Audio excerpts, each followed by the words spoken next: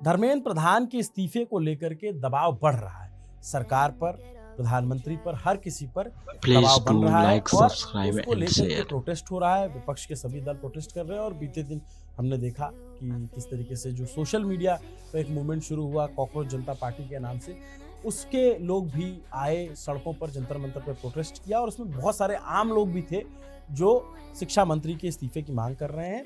NEET और दूसरी परीक्षाओं में कथित गड़बड़ियों को लेकर के कॉकरोच जनता पार्टी यानी सीजेपी प्रदर्शन कर रही है। पार्टी के संस्थापक अभिजीत दीपके अमेरिका से आए, उन्होंने प्रदर्शन किया और मांग यही की धर्मेंद्र प्रधान के इस्तीफे से कम कुछ मंजूर नहीं। लेकिन दिलचस्प बात यह है कि भारतीय राजनीति में इस्तीफे की मांग नहीं है, लेकिन मांग पूरी ना होना एक अलग सवाल हो जाता है। हर बड़े विवाद के बाद दो बातें उठती, पहली जिम्मेदारी किसकी है, दूसरा जिम्मेदार का इस्तीफा कब होगा। आज इस्तीफे की मांग हो रही है और पहले भी होती रही है। एक दौर ऐसा था जब मंत्री अपने विभाग में हुई घटनाओं को लेकर नैतिकता के नाम पे इस्तीफा दे देते थे, नैतिक जिम्मेदारी लेते हुए। कभी रेल हादसा, कभी युद्ध के बाद, कभी घोटाले में अगर जांच हो गई, नाम आ गया तो, और कई बार तो तब भी जब उनके खिलाफ कोई व्यक्तिगत आरोप लगे। साबित तो बहुत दूर की बात है, बस आरोपों पर मंत्रियों के इस्तीफे हुए हैं। कैबिनेट मंत्रियों की बात मैं कर रहा हूँ या केंद्र के मंत्रियों की बात कर रहा हूँ, राज्य सरकारों का तो मैं गिनती नहीं कर रहा हूँ। ये कहानी उन इस्तीफों की है जो कभी मिसाल बने, बरसों तक उदाहरण दिए जाते रहे, जो शायद अब न्यू इंडिया वाली राजनीति में लुप्त हो गया है और कोई नई चीजें हैं। नमस्ते, अभिनव पांडे नाम है मेरा और आप देख रहे हैं न्यूज प्रिंट। साल 1956 देश के रेल मंत्री थे लाल बहादुर शास्त्री।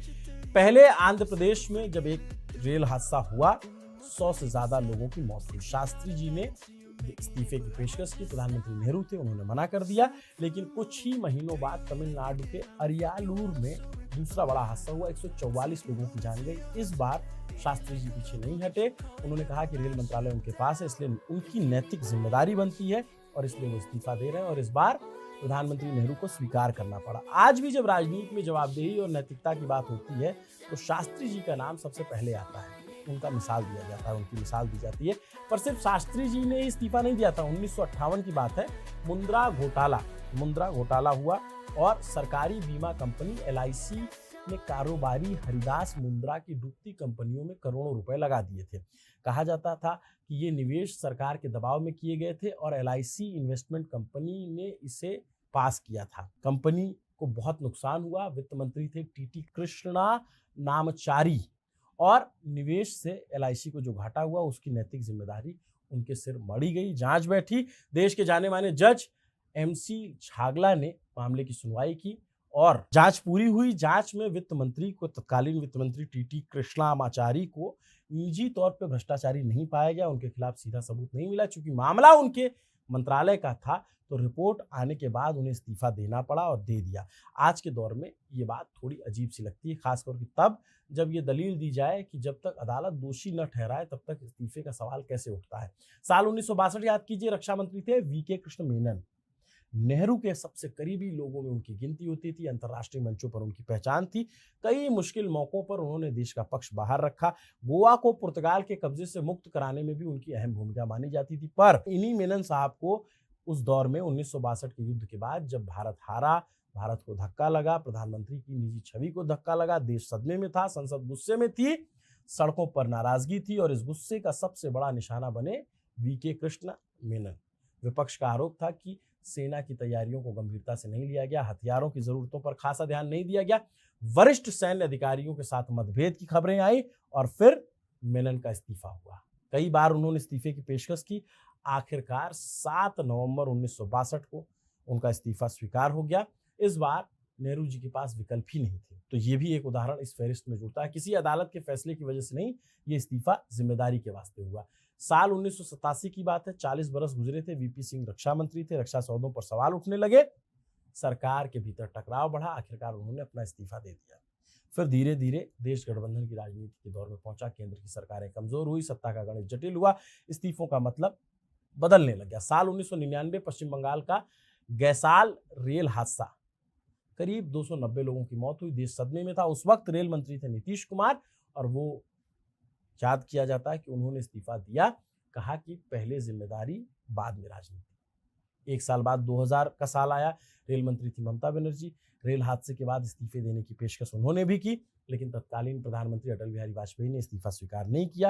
ये बहुत दिलचस्प घटना थी। मंत्री इस्तीफा देना चाहती थी, पर तब वाजपेयी जी ने मना कर दिया और उनके मनाने पर ममता बनर्जी मान गई और दलील दी गई कि हर समस्या का समाधान इस्तीफा नहीं है, लेकिन फिर भी इस्तीफे हुए। 2008 में जब मुंबई में आतंकी हमला हुआ, देश भारी गुस्से में था। 166 लोग मारे गए, निर्दोष लोग मारे गए। गृह मंत्री शिवराज सिंह पाटिल, उन्हें पद छोड़ना पड़ा। सरकार को जनता को संदेश देना था कि जवाबदेही तय हो रही है। फिर यूपीए सरकार के आखिरी वर्षों में भ्रष्टाचार के कई मामले सामने आए, जैसे 2010 में 2G स्पेक्ट्रम विवाद आया। आगे चल के कोर्ट में कितना क्या साबित हुआ ये आप देख सकते हैं अलग से, लेकिन टेलीकॉम मिनिस्टर तब थे ए राजा। लाइसेंस बांटने में गड़बड़ी के आरोप थे।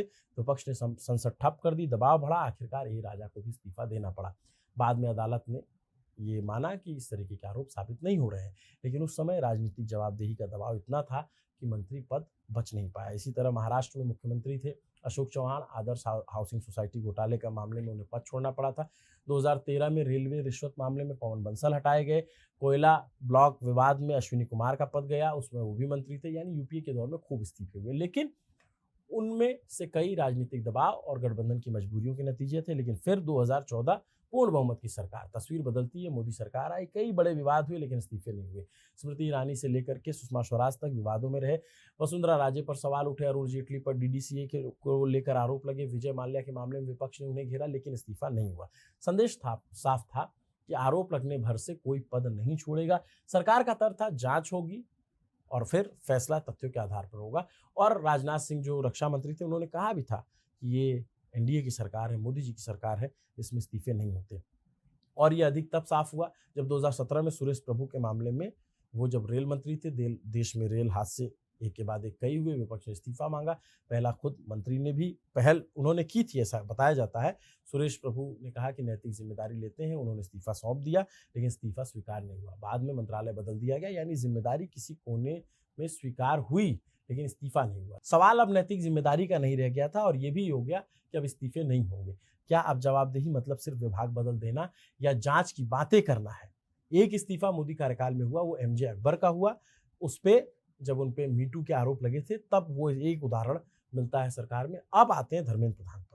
शिक्षा मंत्रालय से जुड़े विवाद पर, एनसीईआरटी की किताबों पर विवाद हुए, इतिहास के अध्याय पर विवाद हुए, न्यायपालिका से जुड़े कंटेंट पर विवाद हुए, फिर एनटीए की तरफ से जो परीक्षाएं कराई गई उस पर विवाद हुए, नीट के पर विवाद सामने आया और सीजेपी अब उनके इस्तीफे की मांग कर रही है। देखने वाली बात है कि इस्तीफा होगा या नहीं होगा। इस्तीफों की मांग का जो इतिहास है वो बहुत लंबा है। अगर पिछले 70 साल का हिसाब लगाया जाए तो नैतिक जिम्मेदारी के आधार पर इस्तीफे हुए हैं, दिए गए हैं और उन्हें उंगलियों पर गिना भी जा सकता है। Lal Bahadur Shastri, TT Krishnamachari, VK Krishna Menon, VP Singh, Nitish Kumar, ऐसे लोग जिनका नाम उंगलियों पर गिना जा सकता है। लेकिन जिन्होंने नहीं दिए उनकी लिस्ट उठाएंगे तो 2-3 वीडियो छोटे पड़ जाएंगे। इसलिए धर्मेंद्र प्रधान को लेकर जो उठ रही मांग है, सिर्फ एक मंत्री को हटाने की मांग नहीं है, ये पुराने सवाल की वापसी है। इस्तीफा होगा या नहीं? अगर सिस्टम में गड़बड़ी हुई है तो जिम्मेदारी किसकी है, और जिम्मेदारी अगर आपकी है तो इस्तीफा कौन देगा और कौन लेगा? ये सवाल अब सड़कों पर पूछा जा रहा है। आने वाले दिनों जब संसद बैठेगी तो शायद संसद में भी पूछा जाए। नमस्ते, अभिनव पांडे नाम है मेरा। आपके लिए ये खबर हमारी साथी खुशबू ने लिखी थी। आप कमेंट करके बताइए क्या लगता है, सरकार पे क्या इतना दबाव है कि शिक्षा मंत्री का इस्तीफा हो जाएगा या फिर उनका विभाग बदल दिया जाएगा और एक जो आक्रोश है उसको शांत कर दिया जाएगा, या फिर उन्हें संगठन में ले जाया जाएगा? प्रधानमंत्री इस पर क्या फैसला करेंगे, देश की नज़र इस पर है। आप बताइए आपको क्या लगता है। नमस्ते, अभिनव पांडे नाम है मेरा। देखते रहिए न्यूज़ पे। शुक्रिया।